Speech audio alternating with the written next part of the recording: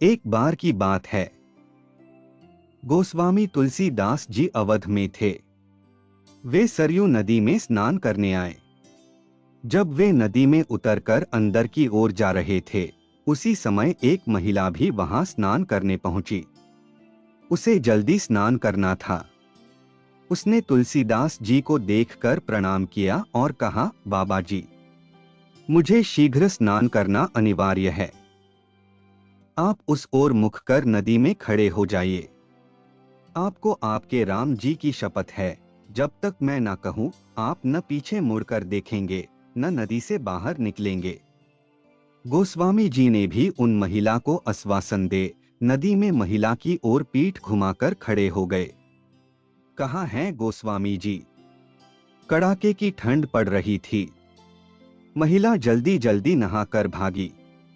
जल्दबाजी में वह महिला गोस्वामी जी को पीछे मुड़ने व बाहर निकलने को कहना भूल गई। इस कारण गोस्वामी जी घंटों नदी में ही रह गए। जब इतनी देर हो गई और गोस्वामी जी मंदिर नहीं पहुंचे, तब लोग हर जगह उन्हें ढूंढने लगे।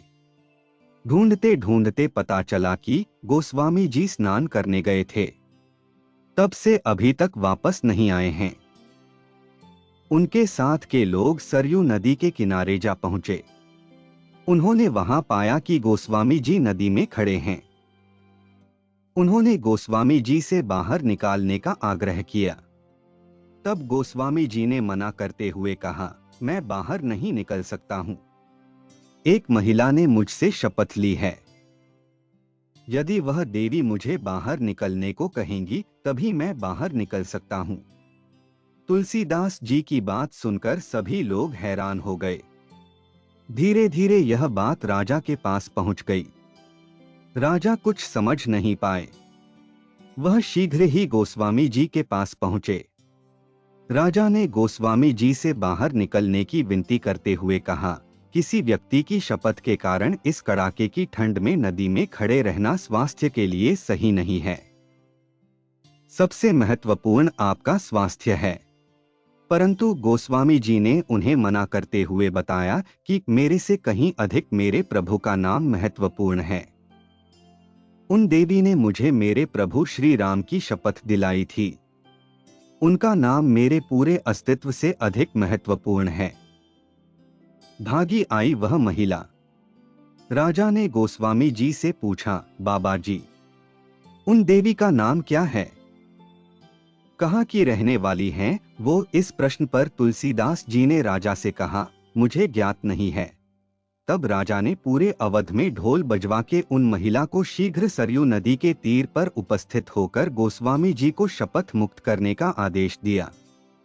उन महिला को जैसे ही अपनी गलती का आभास हुआ, वे दौड़ती हुई नदी के तीर पर जा पहुंची। वहां हाथ जोड़कर क्षमा याचना करती हुई गोस्वामी जी से कहने लगी, बाबा जी, अब आप पीछे मुड़ सकते हैं और नदी से बाहर भी निकल सकते हैं। फिर कहने लगी, हे बाबा जी, मुझसे बड़ा अपराध हुआ। मैं दंड की भागी हूं। यदि आपकी दया हो तो क्षमा करें। गोस्वामी तुलसीदास ने मुस्काते हुए कहा, नहीं देवी, आपसे कोई अपराध नहीं हुआ है। मेरे प्रभु चाहते थे कि मैं यहाँ एकांत में श्री सरयू जी के जल में उनकी भक्ति करूं। मुझे ऐसा करने का शुभ अवसर प्राप्त हुआ। इसके लिए आपको धन्यवाद। ऐसे होते हैं सिद्ध पुरुष। अंतः शांत। यह भारत भूमि है, देवभूमि है, जिसे भगवान भी अवतरित होने के योग्य समझते हैं। भारत भूमि संतों की भूमि है। अनंत काल से कितने ही बड़े ऋषि, मुनि, महात्मा, संत जन, साधु यहाँ जन्म लेते आए हैं। अपने ज्ञान की धारा से अपने समय में और उसके बाद भी लोगों को निर्मल करते हैं।